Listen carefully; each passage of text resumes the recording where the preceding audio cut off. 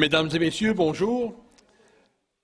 Il me fait plaisir de vous accueillir à l'amphithéâtre de l'ENAP cet après-midi. Parmi les tâches très agréables du directeur général de l'école, celle de souhaiter la bienvenue à nos invités et d'être du coup témoin de la vitalité des activités intellectuelles de cette institution. Aujourd'hui, nous aurons le plaisir de voir et d'entendre l'un de nos collègues dans une position qui lui est pas tellement familière, c'est-à-dire celle d'être dans le siège de l'interviewé. Paul-André Comeau, qui est le directeur du GERFI, directeur du LEPEM, ici à l'école, se prête au jeu pour une activité en collaboration avec la Société des relations internationales de Québec, la SORIC, dont je salue la présidente, Mme Champagne, pour un après-midi de confidence, peut-être. On devra se fier pour cela à la maestria de Claude Bernatchez de Radio-Canada qui a accepté l'invitation. Merci beaucoup, M. Bernatchez, d'être des nôtres. Et pour avoir été au micro de Claude Bernatchez à quelques reprises, c'est un redoutable intervieweur. Il a un talent remarquable, vous pourrez le constater par vous-même cet après-midi. Donc, c'est un plaisir de vous accueillir à une activité qui permet d'être témoin du rayonnement international à Québec, des activités qui se font dans la région de la capitale du Québec par rapport au monde. La SORIC a un très long héritage à faire partager à cet égard.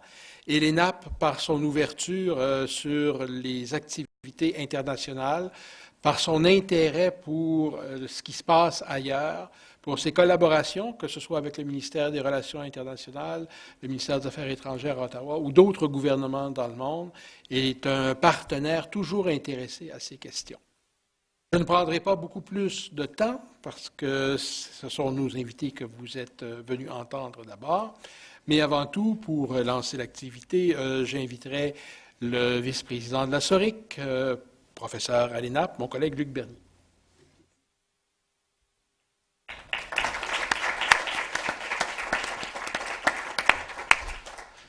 Alors, merci Nelson. Si vous êtes déjà venu, comme disait Nelson, dans cet amphithéâtre pour les grands rendez-vous du GERFI, vous avez déjà entendu Paul-André Comeau interviewer les consuls généraux qui sont basés à Québec, de grands visiteurs de passage, des ministres et autres sommités de nos relations internationales. Nous avons eu l'idée, comme disait Nelson, de renverser les rôles, l'intervieweur devenant interviewé, avec la même disposition d'estrade, d'ailleurs, qu'il utilise habituellement pour cette activité.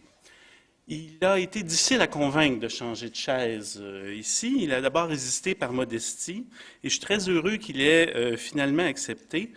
Après tout, son intérêt et son travail en international méritent autant d'attention que le travail de ceux et celles qu'il a interviewés au fil des ans. Un biographe de Pierre Elliott Trudeau disait que l'ouverture sur le monde du Canada est venue avec Expo 67. Si je me souviens effectivement du passage d'un certain général au balcon de l'Hôtel de Ville à Montréal en 67, ma génération doit aussi beaucoup son éveil à la compréhension des phénomènes internationaux à Paul-André Comeau, qui trouvait les mots pour nous expliquer le monde à partir de Bruxelles puis de Londres, dans une langue toujours impeccable avec une grande passion pour son sujet. Ceci, après un passage à l'Université de Montréal, puis quelques années d'études à Paris, il a aussi enseigné à l'Université d'Ottawa et travaillé à la délégation du Québec à Bruxelles. Il a toujours eu un intérêt pour l'international, d'où cette rencontre aujourd'hui. Paul-André Comeau, donc Claude Bernatchez, pourra reprendre le parcours dans un instant, et ensuite, effectivement, a occupé 2 postes de correspondant, je disais, à Bruxelles et à Londres. Et ensuite, il est revenu à Montréal. Il avait décidé de devenir riche, alors il est allé travailler au Devoir. Ensuite, en 89, ce que vous ne savez peut-être pas, il avait été approché pour être directeur général de l'ENAP, mais cependant, il est devenu, pour les années 90, le président de la Commission d'accès à l'information, poste qui lui a permis d'apprécier le travail de Thomas Mulcair dans l'opposition, comme le gouvernement canadien va apprendre à le faire dans les prochains mois, je présume. C'est ensuite qu'il nous est arrivé à l'ENAP comme professeur invité et réinvité. Parce qu'en effet, lorsque son premier terme comme professeur invité a été terminé, il fallait demander l'avis à l'Assemblée professorale. La réponse a été claire. En fait, que dis-je, unanime. La réponse de l'Assemblée fut « Nous ne pouvons pas nous passer de lui ». Et c'est ainsi que nous sommes heureux depuis ce temps qu'il enseigne avec talent à Québec, à Montréal, à Gatineau, qu'il dirige aussi le LEPEM, le GERFI, qui s'occupe des stages internationaux, qu'il écrive avec nous comme son livre sur le lobby du Québec à Paris, ou qu'il corrige gentiment nos textes lorsqu'on lui demande son avis. Paul-André Comeau est dans nos murs depuis 12 ans, tout en poursuivant des collaborations avec d'autres, dont la haute fonction publique québécoise, où il anime avec son doigté caractéristique les petits déjeuners du secrétaire général. Avant de lui laisser la parole, je voudrais dire aussi un mot sur l'intervieweur d'aujourd'hui. Claude Bernatchez est l'animateur de l'émission du matin, première heure à Québec, depuis 2005. Il est originaire de Québec. Il a étudié à l'Université Laval, où il a eu son baccalauréat en sciences politiques en 1986. Il est entré en Radio-Canada en 1988, où il a été tour à tour animateur à la radio et à la télévision. Et au cours de sa carrière, il a travaillé à Edmonton, à Toronto, à Montréal, à Trois-Rivières, avant de revenir à Québec. À la radio, il contribue à des émissions nationales traitant de politique, d'actualité et de nouvelles technologies. Il travaille aussi à Sans Frontières, où il est correspondant national, et à Dimanche Magazine. À plusieurs reprises, il a animé des émissions spéciales consacrées aux élections, tant fédérales, provinciales que municipales. Pour la formule d'aujourd'hui, avant de leur laisser toute la place, nous avons pensé à une formule où il y aura une entrevue d'environ une demi-heure. Nous aurons une deuxième partie de l'activité qui sera vos questions à M. Comeau. Et ensuite, nous vous inviterons dans le hall pour une réception. Alors, messieurs, la parole est à vous. Merci beaucoup, Luc. Bonjour à vous. Merci d'être là, si nombreux. C'est un peu comme presque comme un studio de radio. Sauf qu'habituellement, en tout cas, le matin très tôt, cravate, barbe bien faite, parfois on saute un peu ce bout-là. Merci, M. Comeau, d'accepter l'invitation. Merci, M. Bernatchez. Plaisir, et je suis à la fois honoré de vous rencontrer. On s'est parlé parfois au téléphone dans les années 90, quand vous étiez à la Commission d'accès à l'information, pour des sujets toujours aussi intéressants. Et puis, vous faites partie de ces journalistes aussi qu'on a suivis avec intérêt, comme plusieurs dans la salle ce soir. Alors, c'est un entretien qui va porter beaucoup sur les questions internationales à travers le journaliste que vous avez été, l'universitaire que vous êtes aussi maintenant. Puis on va remonter un petit peu dans le temps parce qu'on était préoccupé à savoir comment vous êtes intéressé dans un premier temps aux questions internationales quand vous étiez à Granby, par exemple, pendant vos études, où vous faisiez un peu de radio, où vous travailliez aussi à la Voix de l'Est, dans un quotidien. Alors, comment de Granby, à cette époque-là, parce qu'on dit qu'on est ouvert sur le monde aujourd'hui avec nos nouvelles technologies, mais à cette époque-là, vous, qu'est-ce qui vous intéressait ou qu'est-ce qui vous interpellait déjà dans la question internationale? Je me suis posé la question et j'en arrive à une curieuse de réponse. C'est une affaire de castor. En ce sens que le maire de Granby de l'époque, Horace Boivin, qui était maire pendant 25 ans, qui était un personnage à la dimension du Québec, l'ONF d'ailleurs lui a consacré un film, Monsieur le maire, Monsieur Boivin, qui était, un phénomène, avait décidé de créer un jardin zoologique. Et comme il s'était nommé lui-même commissaire industriel, il allait à travers le monde dépister des entreprises. Et il se promenait avec une cage de couple de castors. C'était sa façon d'ouvrir les portes et de faire bonne impression. De sorte qu'il a sans doute contribué à repeupler une partie du monde en ce qui concerne les castors, qui étaient une espèce en voie de disparition. Mais j'étais très surpris de voir cet homme qui allait partout dans le monde. Granby, une petite ville à l'époque, 35 000 habitants, et il était reçu. Ce qui, évidemment, m'intriguait beaucoup. J'étais guide touristique à ce moment-là, il y avait beaucoup de personnes qui défilaient à l'hôtel de ville et tout ça. Mais c'est précisément à la Voix de l'Est, petit quotidien, le quotidien de la plus petite ville au Québec à avoir un journal du genre, où, à la fin de ma première été comme relève de vacances, on m'a confié un reportage. C'était de suivre la visite du Lord Mayor de Londres. Pour moi, le Lord Mayor de Londres, c'était évidemment quelque chose d'assez phénoménal. Il arrivait en train à Granby, un wagon particulier, enfin, une journée complète.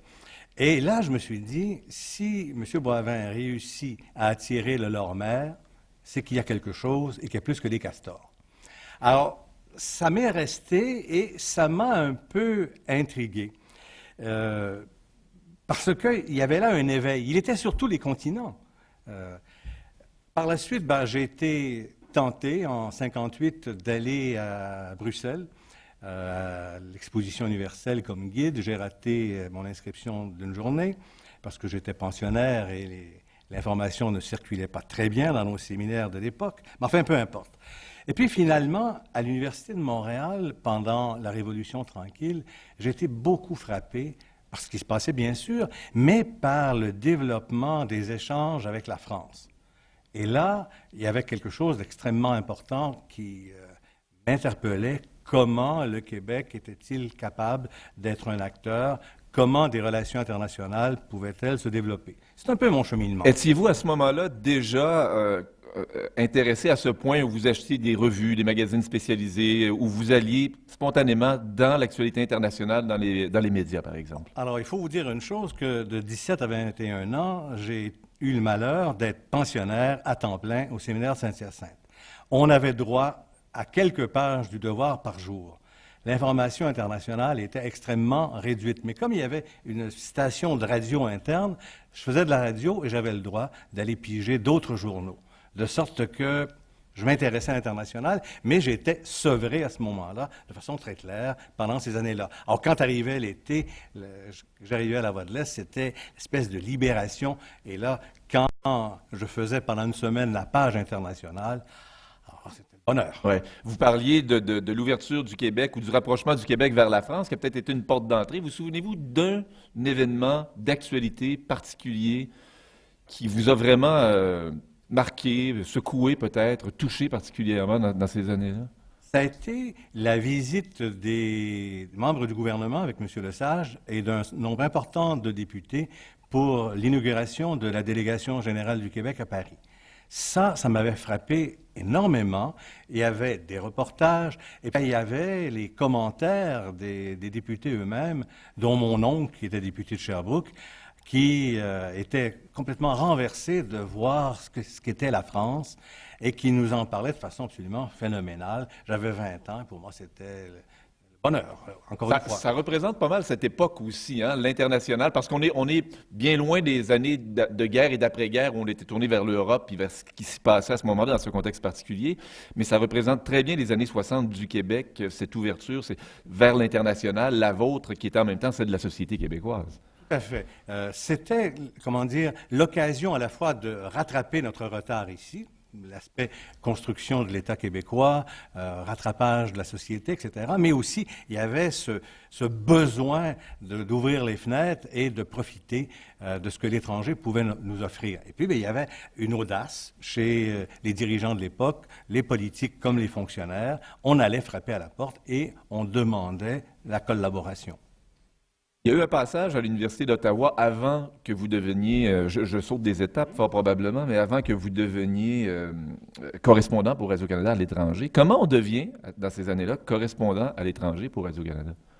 À l'époque, il y avait, comment dire, une filière qui était celle de devenir correspondant parlementaire à Québec et à Ottawa, et ensuite être nommé correspondant à Washington. Ce qui, pour moi, était d'un illogisme total quand je comparais à ce que font les anglophones à Radio-Canada, où ils envoient leurs correspondants à Moscou, à Londres, et c'est en fin de carrière qu'il l'envoie à Washington lorsqu'il a vraiment fait le plein de la réalité internationale et qu'il est capable de comprendre ce que signifient les décisions de l'Empire du monde. Alors, moi, ça a été un parcours tout à fait différent. Je suis retourné en Europe pour y terminer ma thèse de doctorat et le hasard a fait que j'ai fait des piges à Radio-Canada et j'ai pris tellement goût que je suis devenu, par la force des choses, correspondant contractuel et finalement correspondant maison. Donc, j'ai brisé les cercles traditionnels et je me suis taillé moi-même ma place au soleil. Donc, même ce poste de Bruxelles, est-ce qu'il a déjà existé avant? Est-ce qu'il a existé après vous, ce poste de correspondant que vous aviez? Je ne veux pas être orgueilleux, mais vous avez raison, il a existé pendant et seulement pendant que j'étais là. Ouais. Alors, il faut en dégager une série de leçons. J'ose estimer que ça a été des années importantes. Pour moi, ça a été des années extrêmement fructueuses, en tout cas. Oui. En même temps, je suppose que de l'intérieur, il faut convaincre un peu tout le monde, les patrons autour, de la pertinence. Qu'est-ce qu'il y avait à ce moment-là à Bruxelles de pertinent, que vous jugiez pertinent en tout cas, et que vous cherchiez à apporter aux téléspectateurs et aux auditeurs du Québec et du Canada? Il y avait depuis Bruxelles, parce que quand vous êtes en place, vous rayonnez, vous n'êtes pas simplement basé dans une capitale et vous passez votre temps là. Il y a eu un certain nombre d'événements que j'ai couverts, comme à peu près tous les correspondants. À ce moment-là, j'étais déplacé. Les événements qui m'ont frappé, qui m'ont marqué, ça a été bien sûr l'épisode du syndicat Solidarité en Pologne. Solidarność a été pour moi une révélation fondamentale. La guerre du Liban aussi était quelque chose d'assez dramatique, et l'Irlande. Mais à côté de ces temps forts et dramatiques, ça a été pour moi la découverte de l'importance de la vie institutionnelle, c'est-à-dire la construction d'une réalité européenne et la construction d'un certain nombre d'autres dimensions de la vie internationale. Je pense à l'OTAN, je pense à l'Organisation sur la sécurité et la coopération.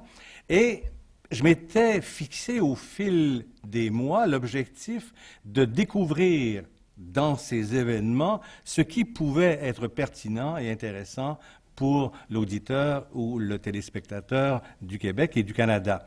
Alors, j'essayais de trouver là-dedans ce qui nous interpellait, ce qui nous intéressait et ce qui pouvait nous permettre aussi de trouver, peut-être pas des pistes, mais des jalons quant à notre devenir collectif, quant à notre changement, puisque nous étions dans le prolongement de la Révolution tranquille au début des années 70 et jusque vers la fin des années 70. Alors, et c'est là où j'ai profité du conseil de Jacques Godbout. Godbout, que j'aime bien, m'avait dit: tu as des sujets difficiles, il faut trouver une façon de rendre ça intéressant, de faire en sorte que les gens te reconnaissent et sont intéressés simplement à te voir. Et ensuite, tu peux passer ton message. Alors, comme j'ai, je pense, un certain sens de l'humour, j'ai suivi son conseil et j'ai développé, dans des sujets difficiles, une technique de signature, où j'essayais de terminer mon reportage, à la télévision bien sûr, soit sur une pirouette ou quelque chose d'inédit qui déstabilisait le téléspectateur. Et ça m'a permis de présenter des sujets extrêmement difficiles. Je me rappelle d'avoir présenté une décision de la Cour européenne de justice extrêmement technique, mais très importante pour la Cour suprême du Canada, qui s'en est servie à plusieurs reprises par la suite, et je l'ai illustré avec des marionnettes. Alors évidemment, à Montréal, quand on a reçu cela, on était un peu inquiet, mais le message passait. Alors j'ai trouvé des techniques du genre... Les marionnettes qui représentaient quoi, si je peux me permettre? Qui représentaient les différents acteurs. Et qui s'interpellaient l'une et l'autre, et qui donnaient le sens de l'événement. Sinon, ça aurait été plate et drabe. J'étais incapable de traduire ça autrement. Alors, j'ai été, je pense, suffisamment audacieux pour trouver des techniques du genre, pour être capable d'amener les gens d'abord à sourire et ensuite à s'interroger. Et certains, c'est ce qui m'a rassuré, me disaient, quand on le voit apparaître, on se demande ce qui va se passer.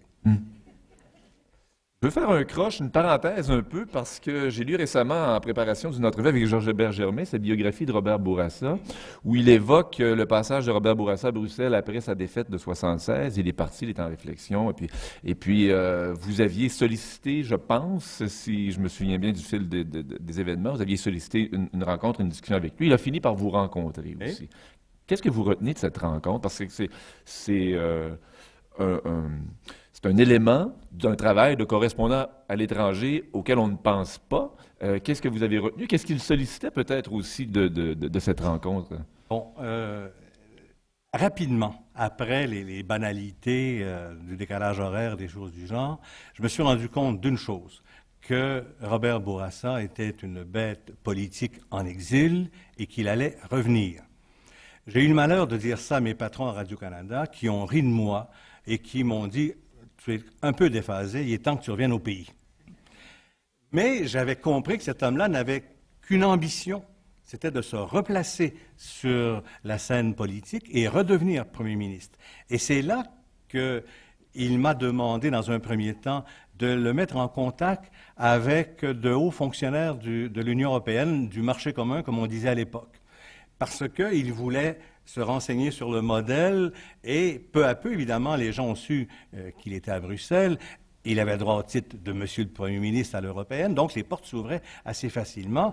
Et ça a été, je pense, pour lui, une période de recyclage majeur où il a rencontré à peu près tout le monde qui passait par Bruxelles parmi les dirigeants politiques. En aviez-vous fait un reportage à ce moment-là? Non, Non. M. Bourassa ne voulait pas faire de télévision. J'ai fait un bon reportage un an plus tard, en juin, avec lui, un reportage qui était vraiment bien fait, pas parce que c'était moi, mais parce qu'il disait des choses. C'était pas la langue de bois. Et il n'a jamais été diffusé à Montréal, parce qu'on était convaincus que je perdais mon temps. Ah oui. Et j'ai parié 50 $ que j'ai gagné quelques années plus tard. Avec qui? Avec André Urtubise, réalisateur de radio. Très bien. Le temps passe vite, il y a beaucoup de choses à aborder. Moi, je suis passionné par ce moment-là, par ces périodes-là. Vous êtes allé à Londres pendant une période plus brève aussi, 3 ans.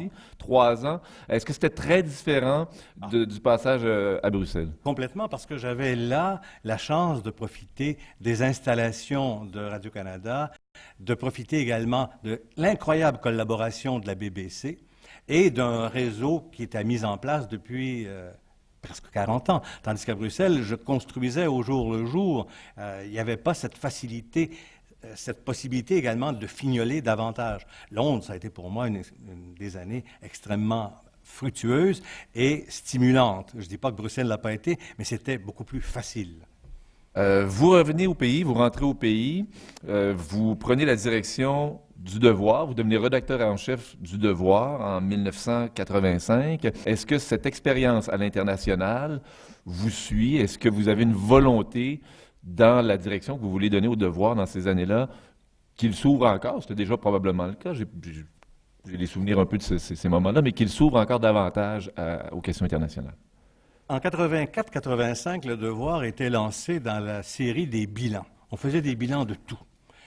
Je trouvais ça un peu fastidieux et j'ai amené l'équipe de rédaction à s'intéresser davantage à l'international.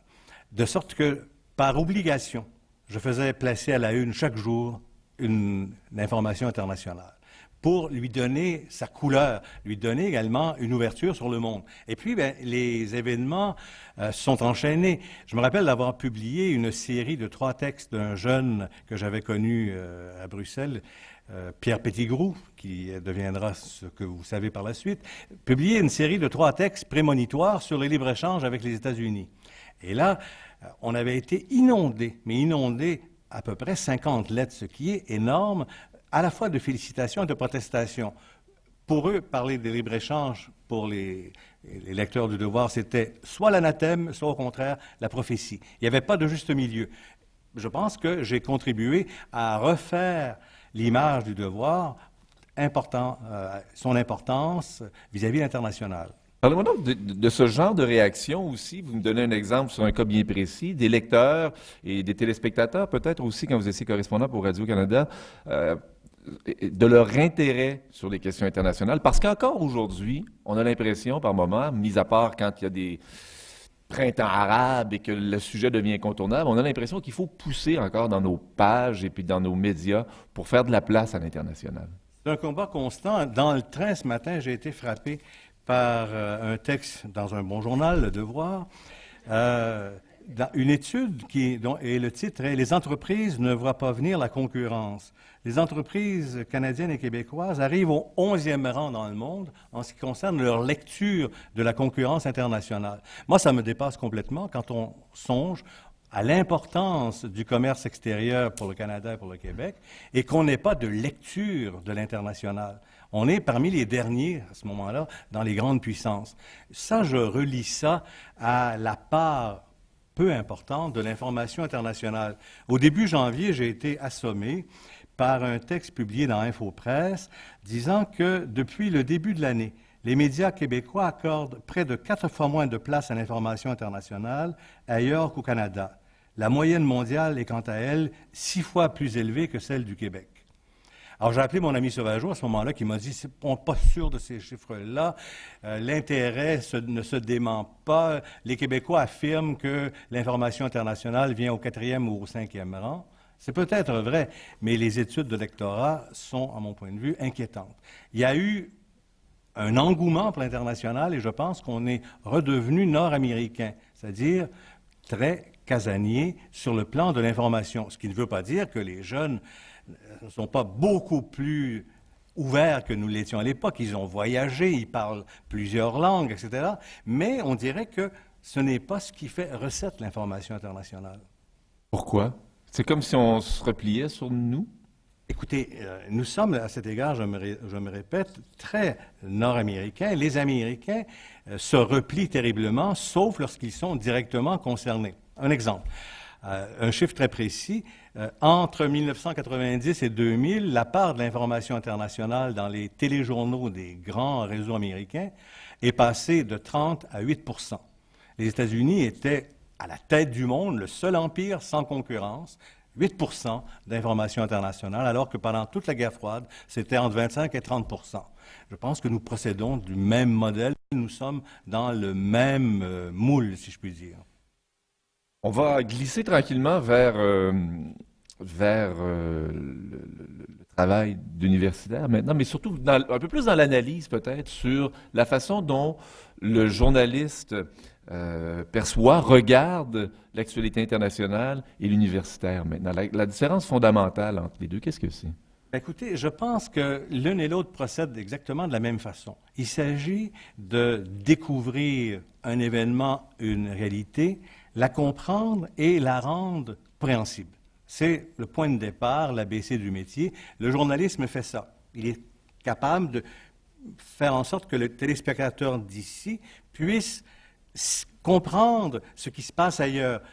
Il s'agit à ce moment-là, évidemment, de faire des rappels, des références qui vont permettre la jonction, d'employer, évidemment, un langage qui dit quelque chose et de traduire les codes des autres sociétés. L'universitaire, lui, a une mission analogue, mais complémentaire, c'est-à-dire qu'il doit faire comprendre au second degré comment un événement est révélateur d'une trame, d'une ligne de fond, comment cet événement permet de comprendre le fonctionnement ou de la société ou de la vie internationale. C'est le point de départ. À l'égard de mes étudiants à l'ENAP, qui est une école professionnelle d'administration publique, j'ai deux objectifs. D'abord, de faire en sorte que les futurs administrateurs internationaux soient capables de décoder l'actualité. Et c'est pourquoi je me sers toujours d'articles de journaux pour lancer mes cours, de façon à ce que les gens puissent être interpellés par ce qu'ils ont lu, qu'ils considèrent comme normal, mais je les amène à aller plus loin, à aller derrière.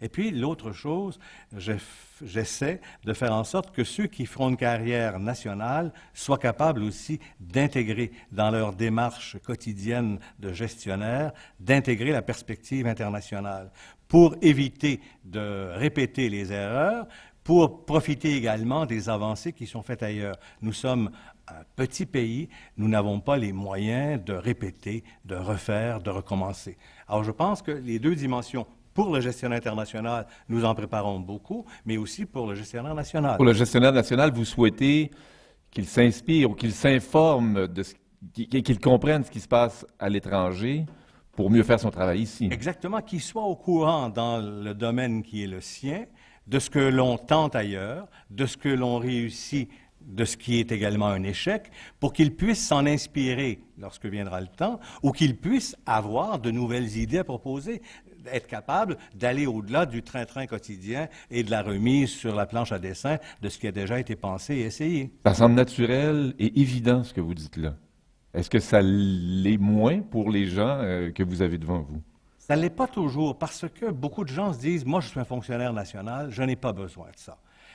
Je n'ai pas besoin de me préoccuper des autres. On a une façon de faire ici, on a des objectifs, on a des moyens. Ça ne correspond pas à quelque chose d'inné. » Ça aussi, ça traduit, je pense, la faible propension des Québécois à intégrer l'international dans leurs préoccupations quotidiennes. Si vous regardez Radio-Canada, par exemple, quand Radio-Canada ne diffuse pas certains événements ou ne consacre pas des reportages à certains événements, le nombre d'appels de protestation est à peu près infime. Par contre, si Radio-Canada oublie dans les nouvelles sportives de parler de tel événement majeur, là, il y a des dizaines et des dizaines de personnes qui vont téléphoner. Ça traduit, je pense, quelque chose de révélateur. Le Canadien de Montréal vient d'embaucher un nouveau directeur gérant aujourd'hui. Non, mais c'est incroyable, là. Le bulletin de 4 heures de ma radio ouvrait avec cette nouvelle-là aujourd'hui. Alors, j'ai pas suivi assez l'actualité pour voir ce qui se passait ailleurs dans le monde, mais je trouve que c'est un élément évocateur aussi que je me permets de souligner. Allons donc du côté des grands dossiers, des grandes questions internationales du jour, de l'heure, celles qui vous préoccupent, celles qui vous intéressent particulièrement ces temps-ci. Alors, j'ai malheureusement la propension à être un peu moraliste. Ce qui, pour le moment, m'inquiète ou me pose des questions, c'est la place de la démocratie. J'avoue que je constate que nos démocraties sont ou malades ou mal en point, un peu partout. Et là-dessus, je pense que Fukuyama, dans son texte de la fin des années 80, lorsqu'il parlait de la fin de l'histoire, a complètement raté le coche. Il est évident que la démocratie n'est pas devenue la panacée et qu'elle n'est pas du tout la solution après laquelle courent toutes les nations. Dans nos pays occidentaux, où la démocratie est probablement plus naturelle, ben, vous connaissez comme moi les problèmes, la difficile cohabitation du monde des affaires et de la politique, on en a des exemples partout, et un problème. Le deuxième problème qui m'intéresse, qui m'inquiète, c'est celui de la montée des intégrismes politiques comme religieux. Les intégrismes religieux, ben, on les connaît. Dans le monde chrétien, ben, je sais là que je vais me faire des ennemis en citant ça, mais qu'est-ce que vous voulez? En citant l'Opus Dei ou la Légion du Christ au Mexique, avec une influence planétaire phénoménale. Moi, j'avoue que ça m'inquiète, tout comme la montée de l'intégrisme musulman, les salafistes et les autres m'inquiètent. Ça, je trouve qu'il y a une zone là importante parce qu'elle séduit beaucoup les jeunes. Il y a un changement important. Et puis, dernière de mes préoccupations, c'est l'évolution de l'Afrique. Au-delà des coups d'État, des changements, etc., il y a tout le sort de la propriété de l'Afrique qui m'inquiète. Quand on regarde la quantité d'étrangers qui achètent le sol en Afrique, à commencer par les Chinois, c'est quelque chose d'extrêmement inquiétant. Beaucoup d'Africains sont en train d'être dépossédés de leur sol. À ce moment-là, il y a un changement important qui se prépare et des années qui ne sont pas probablement très lumineuses au moment où l'on croyait que l'Afrique allait enfin décoller. Il nous reste 5 minutes avant de pouvoir passer à vos questions. Je vous invite à les noter ou à y réfléchir encore parce qu'on va vous laisser la place et le temps qu'il faut pour le faire. Dans les grands thèmes que vous abordez, M. Comeau, comment les reliez-vous maintenant aux préoccupations québécoises? Parce que vous l'avez dit tout à l'heure, que ce soit comme enseignant ou que ce soit comme journaliste, quand vous le faisiez de l'étranger, il y a toujours cette volonté d'interpeller les Québécois que nous sommes à l'importance des enjeux. Vous parlez de l'Afrique et de la propriété, c'est un exemple. L'intégrisme aussi, il est souvent pas très loin de chez nous, l'intégrisme religieux, même dans les campagnes américaines, on en entend parler beaucoup ces jours-ci. Comment reliez-vous ces grands thèmes-là aux préoccupations et pourquoi devrions-nous être préoccupés par ce qui se passe à l'étranger, outre les problèmes que vont vivre les Africains, par exemple?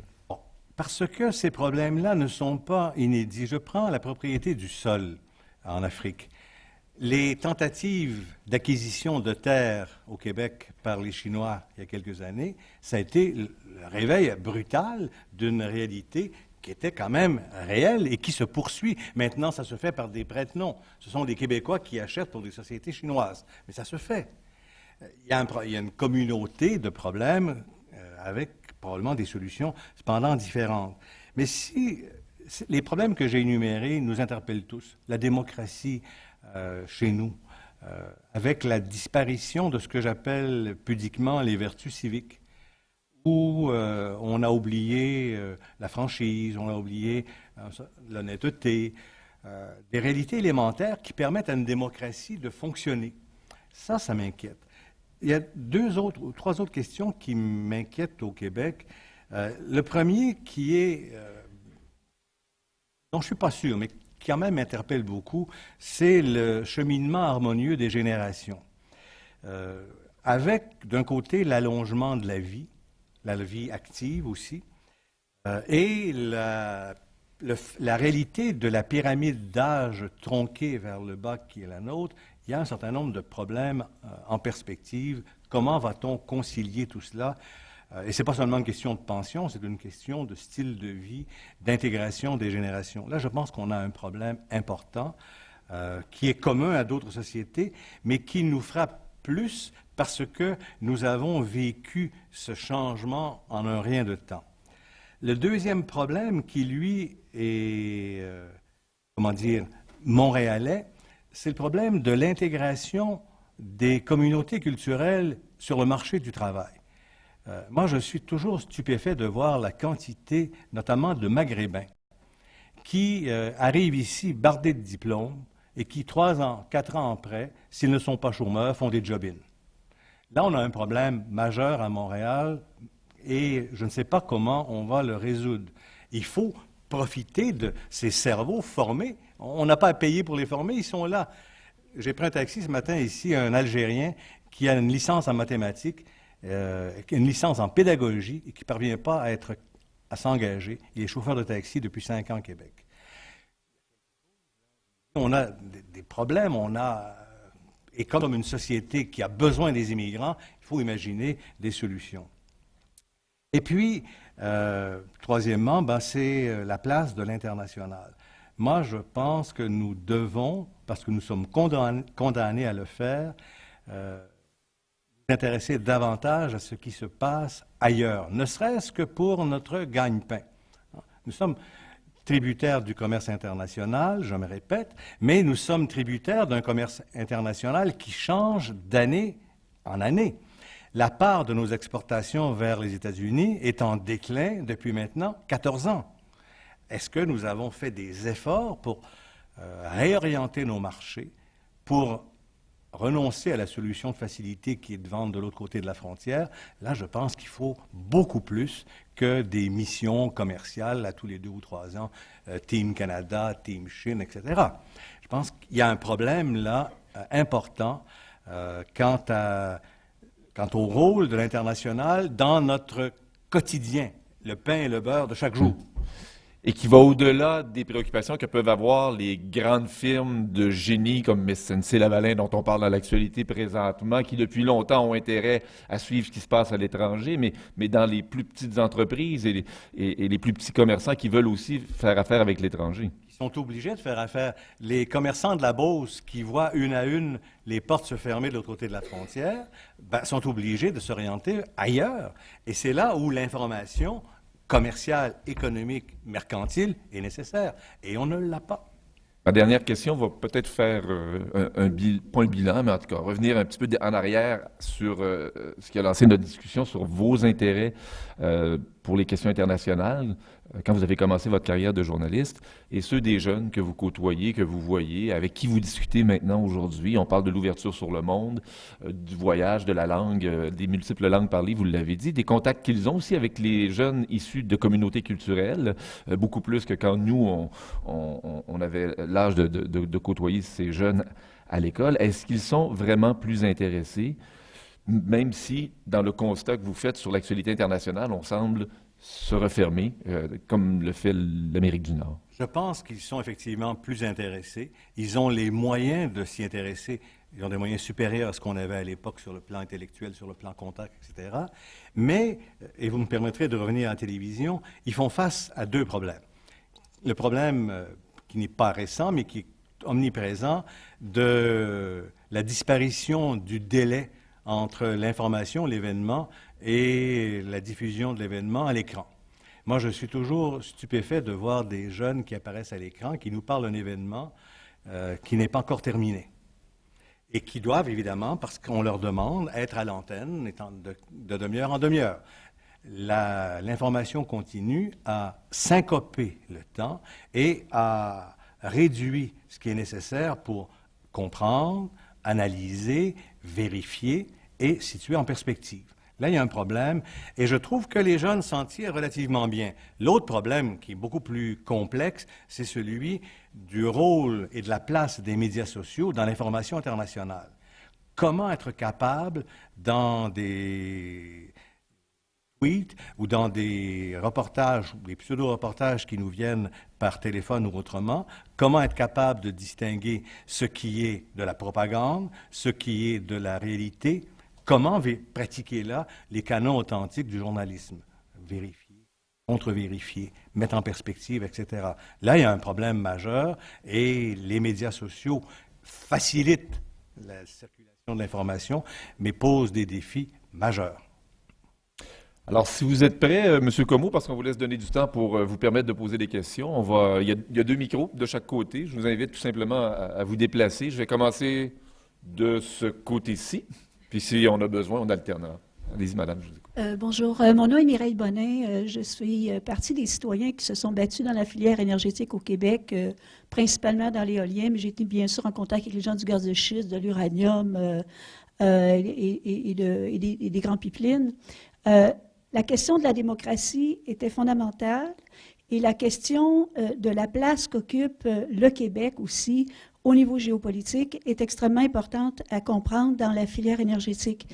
Et le manque profond de démocratie au niveau où les décisions étaient prises, c'est-à-dire au niveau provincial et au niveau municipal, était absolument criant, alors qu'avec les médias sociaux, on était capable d'avoir une communauté de pratique avec les Européens énormément. Alors, ma question pour vous, c'est comment comprendre dans nos systèmes à l'université, à l'école, le jeu géopolitique et le jeu des alliances également au niveau des grandes entreprises, soit de l'énergie ou de la pharmacologie, ces grandes entreprises-là, comment on peut comprendre à un niveau citoyen ces grands jeux-là au niveau international? Merci. Comment comprendre au niveau micro ce qui se déroule, du moins à première vue, au niveau macro? Ce n'est pas évident, et c'est là où il faut que les journalistes, et heureusement, il y a maintenant des écoles de journalisme de haut niveau, dont celle de Laval, que les journalistes doivent être préparés à aller au-delà de l'épiphénomène. Alors, en plus de la technique journalistique, il faut qu'un journaliste soit capable de maîtriser les notions économiques, les notions politiques, et qu'il soit capable d'aller faire une recherche sur des phénomènes nouveaux, comme celui de la filière énergétique, où on a peu de spécialistes. Mais là-dessus, il ne faut pas non plus s'autoflageller. Je regarde dans d'autres sociétés. En France, par exemple, les spécialistes dans les médias sur les gaz de schiste sont peu nombreux, à peu près peut-être le double d'ici, alors qu'ils sont 6 fois plus nombreux en chiffre absolu. Alors, je ne pense pas qu'il y ait de problème propre au Québec. Ce qui est propre au Québec, c'est que beaucoup de choses nous arrivent en même temps et nous sommes une petite société. Je pensais qu'il y avait quelqu'un qui s'était élevé. Monsieur Comeau, merci, monsieur le professeur. Jean Cloutier, en fait, je me présenterai comme un ancien étudiant en journalisme, en information internationale de monsieur Comeau et comme ancien étudiant à la maîtrise ici en international, où j'ai eu la chance de fréquenter M. Comeau dans de nombreuses conférences du GRFI que vous animez si bien. Souvent, je viens justement parce que vous l'animez, pas nécessairement pour l'invité qu'on a, puisque vous savez poser les bonnes questions.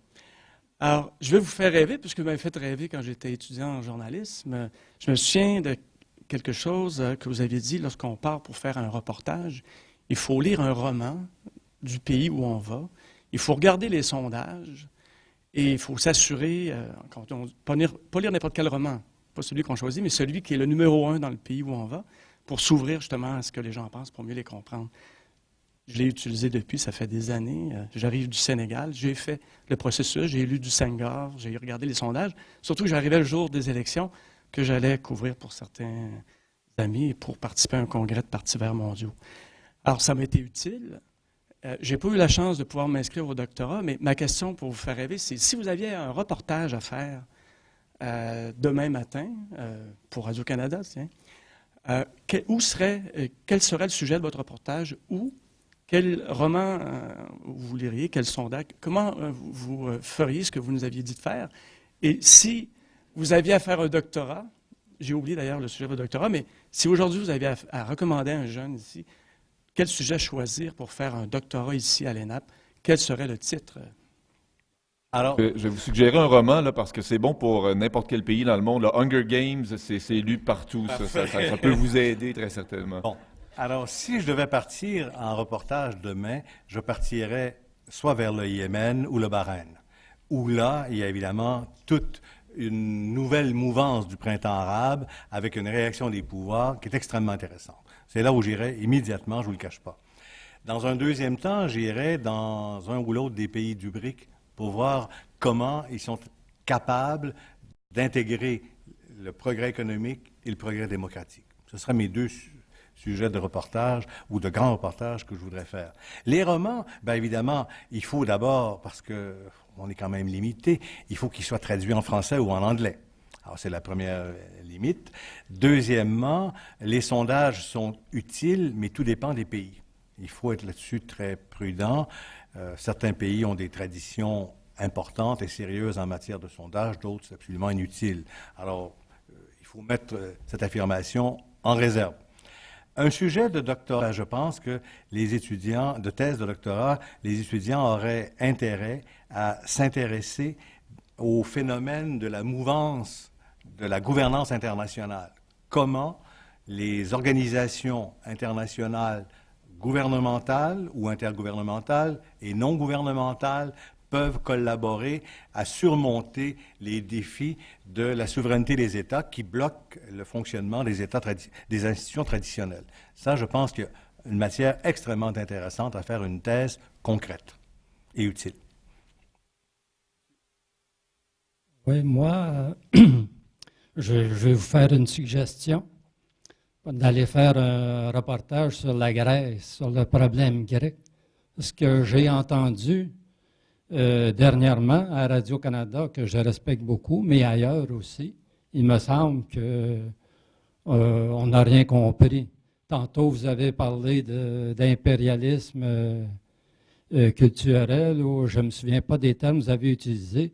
Il y a un impérialisme économique qui joue contre la Grèce.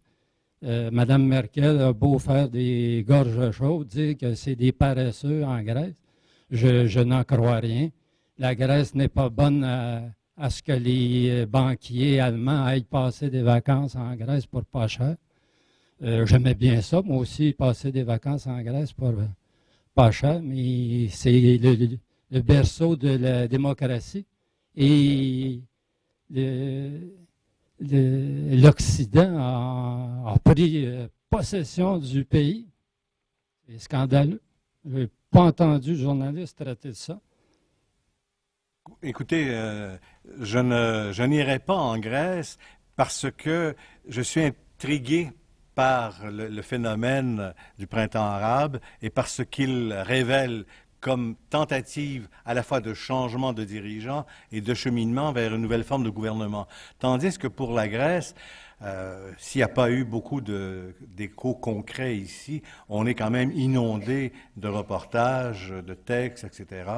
Alors, je suis un peu, comment dire, alléché par ce qui est nouveau, très nouveau, mais je reconnais comme vous que le cas de la Grèce est un cas majeur et inquiétant. Et les autres qui vont suivre aussi. L'Espagne, probablement demain matin. Monsieur Comeau, mon nom est Claude Girard de la Financière agricole Développement international. Tout à l'heure, suite à une question de M. Bernatchez, vous nous avez donné un peu vos éléments d'inquiétude par rapport à ce qui se passe un peu partout dans le monde à l'heure actuelle. J'aurais aimé vous entendre sur les éléments qui, selon vous, sont porteurs pour l'avenir dans le monde. Les éléments qui sont porteurs, c'est tout le phénomène de tentative d'adaptation par la jeunesse à des réalités pas nouvelles, mais quand même des réalités importantes. Comment être capable de faire face aux situations?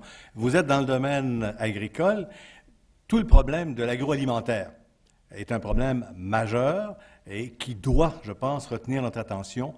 Et il faut qu'on sorte des clichés sur la grosseur ou la restriction de la grosseur des boîtes d'emballage pour camoufler les prix. Il y a quand même là quelque chose d'important. Il y a toute une réflexion sur le style de vie. Est-ce que nous allons continuer à consommer autant, à tout point de vue? Est-ce que nous n'allons pas réorienter notre style de consommation Est-ce qu'il faut s'orienter vers l'utilisation des biocarburants? Toute une série de questions qui se posent et qui interpellent davantage les jeunes que nous, et parce qu'ils sont, à mon point de vue, plus innovatifs dans ce domaine pour trouver des solutions originales et utiles. Je peux me permettre, metteriez-vous dans votre liste aussi les nouvelles sources d'énergie, par exemple? Vous parlez du style de vie. Oui. C'est un exemple d'intérêt puis de sujet porteur pour l'avenir. C'est évident que les ressources énergétiques, c'est un sujet qu'on pensait avoir maîtrisé, mais Madame l'a très bien signalé tout à l'heure, on découvre ou on redécouvre des sources d'énergie qu'on avait plus ou moins abandonnées. Comment être capable maintenant de faire la part des choses?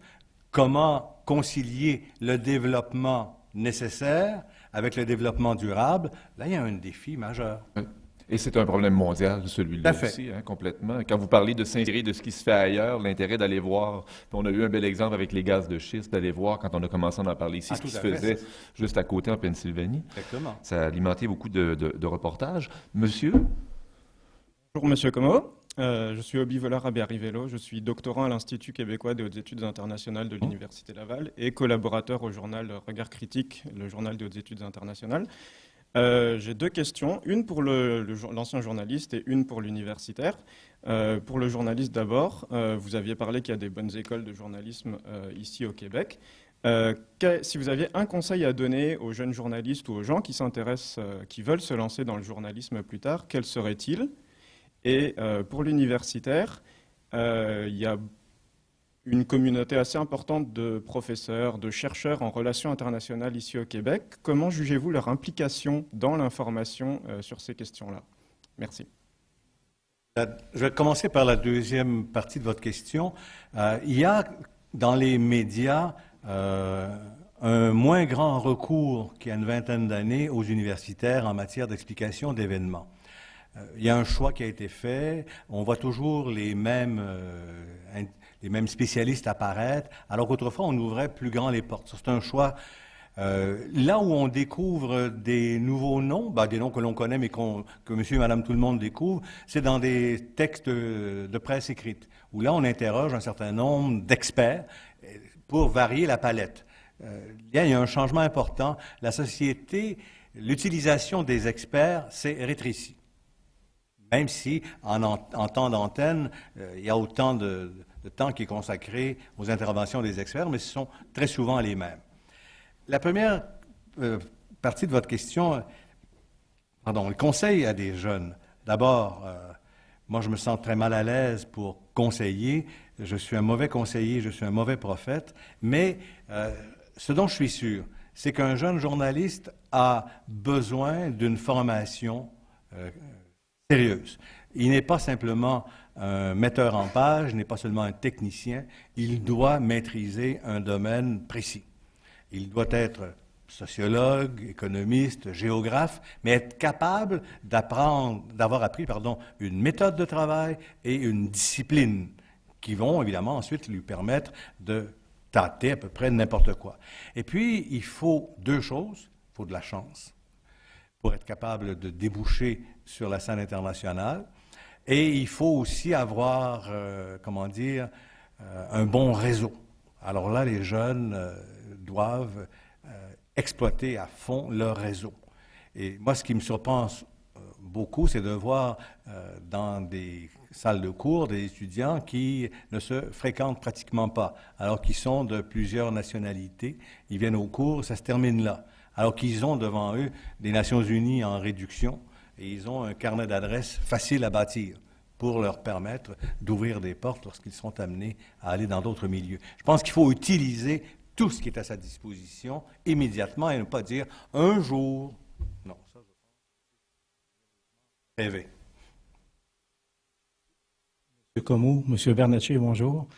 Roger Ménard, directeur de la planification des politiques au ministère des Relations internationales.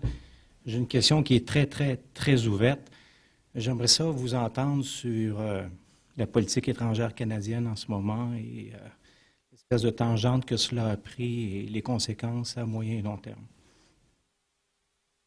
Alors, on a évidemment assisté depuis quelques mois, enfin quelques brèves années, à un changement de cap, à un retour à une forme de politique étrangère qu'on avait à peu près oubliée.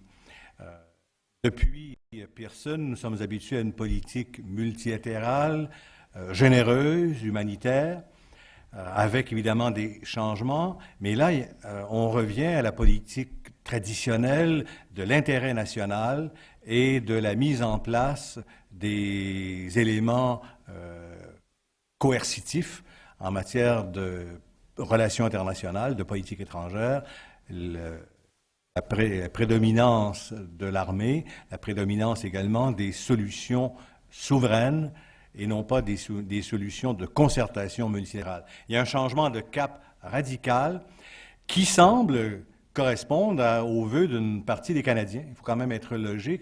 Moi, je suis frappé de voir comment ce discours plaît dans une bonne partie du Canada, alors qu'au Québec, c'est tout à fait différent, me semble-t-il. Il y a un changement de cap important qui s'était amorcé quand même auparavant. Depuis les années 90, par exemple, le rôle du Canada en matière d'opération de maintien de la paix va comme ça. Ce n'est pas sous M. Harper que le mouvement s'est installé. C'est un mouvement important. Mais ce qui est fascinant, c'est de voir les sondages chaque année. 80% des Canadiens interrogés continuent de croire que nous sommes champions en matière d'opération de maintien de la paix, alors que nous arrivons au 17e ou 18e rang dans le monde. Mais tout le monde croit ça. On vit sur des images du passé. Mais il y a un changement de cours majeur. Est-ce qu'on ne nous vend pas une mission comme la mission afghane, comme étant presque une mission de maintien de la paix, en ce sens où on protège des populations civiles, des insurgés locaux? Est-ce qu'il n'y a pas un peu de ça dans la perception que peuvent avoir les Canadiens dans la façon de présenter l'intervention canadienne à l'étranger? Effectivement, c'est une façon de présenter, c'est une forme de marketing politique, mais je ne suis pas sûr que les Canadiens soient naïfs à ce point-là. Quand on va s'allonger la liste des victimes et quand on compare au nombre de victimes accumulées au fil des opérations précédentes réellement de maintien de la paix, on constate qu'il y a un changement majeur. Je ne pense pas que les Canadiens soient naïfs à ce point. Une partie des Canadiens sont en faveur de ce changement de cap. Je ne dis pas la majorité, mais une partie en tout cas, sûrement. D'autres questions? On arrive à peu près au... Je ne veux pas être le gardien de l'horloge nécessairement. Luc va peut-être vouloir... ça irait. Je ne sais pas. Est-ce qu'il y a d'autres questions? On pourrait en prendre une dernière si jamais quelqu'un hésite encore. C'est le moment ou jamais. Une fois, deux fois. Ah, OK. On va en prendre une dernière ici. Il y a toujours quelqu'un qui hésite. Tout le temps. D'habitude, je pose la première, mais M. Comeau, peut-être pour rassurer mon collègue, j'ai fait la maîtrise en relations internationales comme lui, mais je l'ai fait il y a quelques années déjà. Elle n'était pas prévue pour faire des journalistes, puis j'en suis devenu un. Alors, c'est peut-être la formation que ça donne, ça permet de faire du journalisme. J'en fais moins qu'avant, mais quand j'ai commencé à en faire, je me disais, Daniel Allard, je m'appelle, que le monde du journalisme, que les entreprises de presse étaient malades. J'ai parlé d'une gageure tout à l'heure. J'en ai fait une, je me rappelle plus avec qui, que Rupert Murdoch allait probablement faire de la prison à un moment donné. Et M. Black va sortir, je pense, demain, après-demain. Ce sont deux barons d'une époque des médias. Et c'est peut-être que M. Black va se refaire une virginité et revenir dans le milieu, mais je prends ces deux exemples-là parce qu'à l'ère de l'Internet, à l'heure de tout ce qu'on vit, vous en avez une belle perspective avec les deux gros morceaux de votre carrière, une carrière journalistique et une carrière de chercheur. Où vous voyez ça s'en aller? Parce que je pense que les journalistes, on sent encore qu'on aimerait bien que notre profession perdure. On se sent ébranlé par tous les changements technologiques et les agences de presse existent encore, mais moins qu'avant. Vous voyez, donc tout ce monde-là, il y avait des choses sûres dans l'international, il y avait des agences de presse et tout. Tout ça semble maintenant sur une mouvance loin d'être solide. Et est-ce que c'est parce qu'il va y avoir une transition puis qu'on aura des nouvelles agences de presse mondiales dans le vrai sens du mot avec les nouvelles technologies? Comment vous voyez tout ça? Bon, d'abord, moi, à cet égard, je suis relativement optimiste. Des problèmes, ça appelle des solutions, ça appelle l'imagination. Donc, il y a quelque chose de stimulant derrière ça. Est-ce qu'on va être capable de résoudre les problèmes issus à la fois des événements, mais aussi des technologies? Oui. Dans combien de temps? Je ne le sais pas. Mais là, il y a un défi et tout le monde va s'y attaquer. Est-ce qu'on va remplacer les agences de presse par autre chose? Sans doute. Ce que je crois, et j'y crois fermement, c'est la nécessité pour une société de disposer à l'étranger de tête et d'yeux qui regardent et qui rapportent à la maison les événements. Ça, je suis convaincu que malgré les tendances actuelles, c'est-à-dire au rappel des correspondants à la maison, que nous avons besoin de ça, et encore plus un pays qui dépend du commerce extérieur pour son pain et son beurre quotidien. Je pense que là-dessus, on est en période de réajustement. La crise de 2008 a fait terriblement mal. La quantité de quotidiens qui ont fermé, la quantité de quotidiens membres de la coopérative, puisque c'est une coopérative Associated Press aux États-Unis, qui ont décidé de retirer les correspondants à l'étranger, c'est énorme, mais les problèmes demeurent et à l'époque de la mondialisation, on ne peut pas, en matière d'information, se contenter du paroissialisme. Je pense que là-dessus, il va y avoir nécessairement invention de nouveaux modèles, on va changer la façon de faire, mais on va trouver la façon d'y parvenir.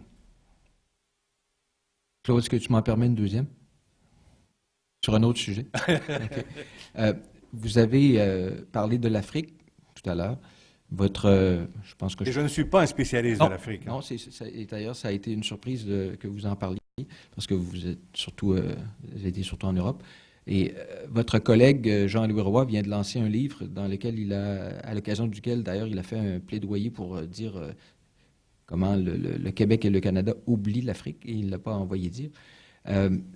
Comment expliquez-vous, justement, et là, quittons le monde des journalistes, mais le Québec, le premier ministre du Québec a accueilli la francophonie ici en 2008. On va encore accueillir la francophonie dans 2 mois ici, avec un autre événement international important. La langue française, c'est quand même notre langue encore. Bon, j'espère que ça va l'être tout le temps. Mais et on oublie l'Afrique. Les journalistes, c'est une chose, mais notre gouvernement oublie l'Afrique. Et c'est dur à expliquer. Alors, le gouvernement canadien qui voulait fermer des ambassades en Afrique, ainsi de suite, il y a tout cela. Mais pour répondre de façon un peu élémentaire à votre question, on oublie l'Afrique, c'est vrai.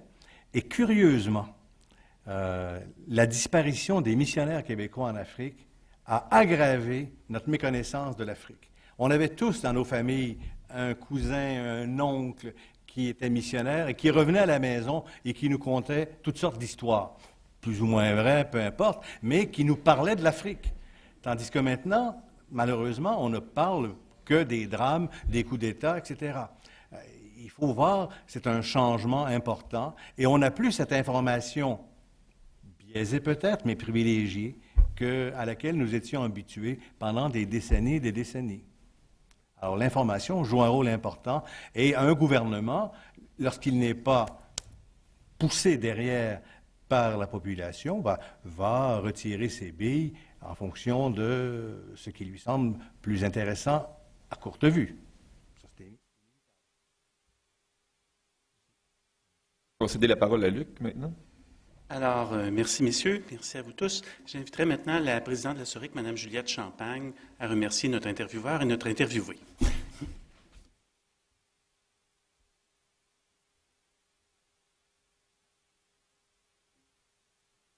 Alors, en effet, au nom de la Société des relations internationales de Québec et de l'École nationale de l'administration publique du Québec, j'aimerais remercier vivement d'abord M. Bernatchez pour avoir mené de main de maître cette entrevue, pour ses questions, mais peut-être un peu plus particulièrement pour ses sous-questions, qui sont toujours très pertinentes, ainsi que M. Comeau pour nous avoir présenté à partir de sa particulièrement riche expérience professionnelle le regard qu'il porte sur l'évolution des enjeux internationaux. Vous portez un regard qui est lucide sur le monde, qui est basé sur l'ensemble de vos analyses comme journaliste, comme administrateur, comme professeur, ainsi qu'inspiré du recul qui appartient qu'à ceux qui ont pu comparer, relativiser et apprécier un grand nombre d'événements internationaux. Vous avez, au cours de votre carrière, travaillé à mieux faire comprendre les enjeux internationaux, et je soulignerai à ce titre votre souhait de voir à votre arrivée au quotidien Le Devoir accentuer la couverture de l'international. Il s'agissait, comme vous le disiez vous-même, de renouer avec l'ère du large qui stimule les grandes sociétés. Vous continuez aujourd'hui à partager votre expertise et nous vous en sommes reconnaissants. À l'ère de la mondialisation, nous avons plus que jamais besoin de ces expertises. Et là encore, permettez-moi de reprendre vos mots si pertinents dans un commentaire publié dans Le Devoir en 2010. Les Québécois ont renoué avec la tradition dessinée par les coureurs des bois. Ils parcourent le vaste monde et sont présents partout, actifs dans une foule de domaines. Je vous remercie.